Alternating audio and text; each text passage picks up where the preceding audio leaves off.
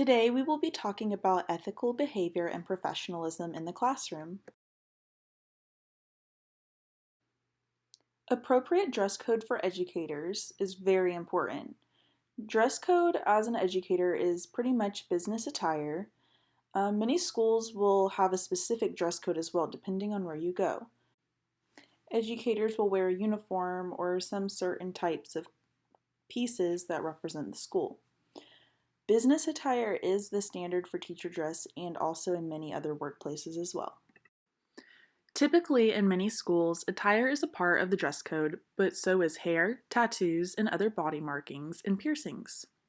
Making sure that these aren't offensive and or distracting is very important. Of course, you want to express yourself, but you also need to make sure you're not distracting your students at the same time. This is typical amongst many jobs. So what is the purpose of professional dress? Professional dress shows that we are at work to do our job, set an example, and represent the school that we work at.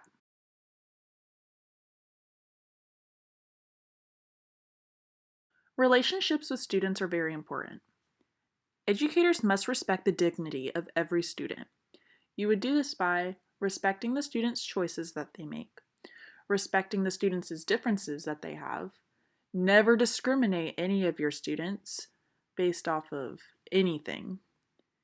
Treat all students in a nurturing and caring manner, and you have to make sure that you ensure the safety of the student both physically and mentally.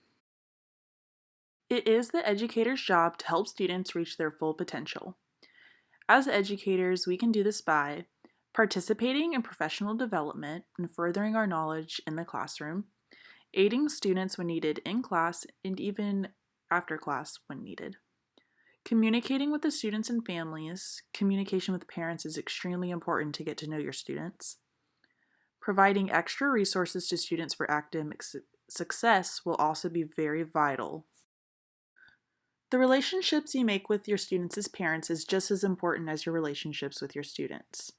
Relationships with parents are very important for the student's growth in the classroom. It allows you to know things about the student that will help you make the learning process go a lot smoother for them. Parents are also a great insight for information about the student you may not see in class every day. What kind of tendencies do they have at home that might be affecting them in the classroom? What is their home life? And also, there's a couple other things that can be very important to know. Some ways of creating well-established relationships with parents are having great two-way communication with parents, making sure that the communication is flowing between both you and the parent. Consistent communication from our side, so making sure that you're letting parents know about things going on in the classroom, whether it's sending a newsletter home, sending emails, making sure that the parent is very aware of what's going on. Being clear and precise in communication is also very important. Whenever you're communicating, always make sure you're talking in a professional manner, always make sure you're making little mistakes and errors, and always just making sure that you're giving information very precisely. Always initiate communication at the beginning of the year and follow through with it.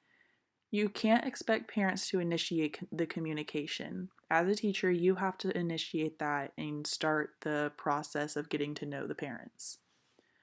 Make sure that we're being willing to use many forms of communication, in person, virtual, newsletters, all the different kinds of ways. Sending memos, making sure that any parent using any form of communication is connected to what's going on in the classroom is so important. The relationships you make with other teachers and colleagues at your school is so important. In this field, the relationships you make with colleagues can make your career great or leave you feeling helpless sometimes. Creating bonds with colleagues where everyone gives and receives help, trusts each other, and communicates well is so important. There are many ways that you can make relationships with colleagues and maintain those. Whenever you go to your new school that we'll be working at, making sure that you're initiating contact with other teachers and making sure that you're keeping that contact consistent is so important. I know from experience in the classroom, seeing how teachers interact with each other, how important these relationships are. Some teachers really have like a person that they're really close with, that they're really making sure they're getting stuff done. Usually it's the hallmates or teachers in different grades teach in the same grades teaching different subjects or the same subjects.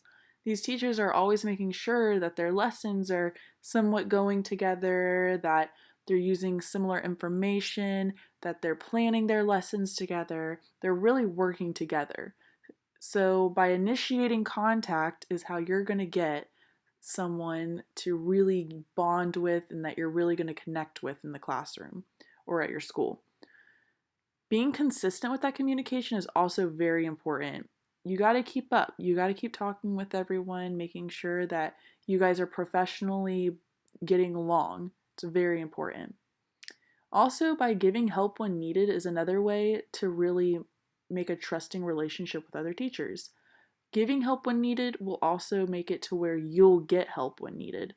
Making sure that you guys are helping each other by giving and receiving is very important.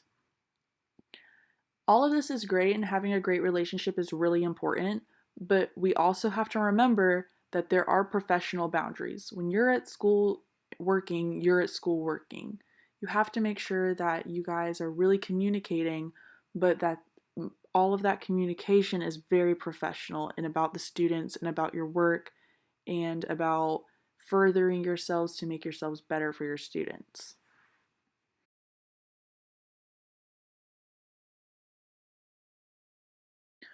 Professional development is very important.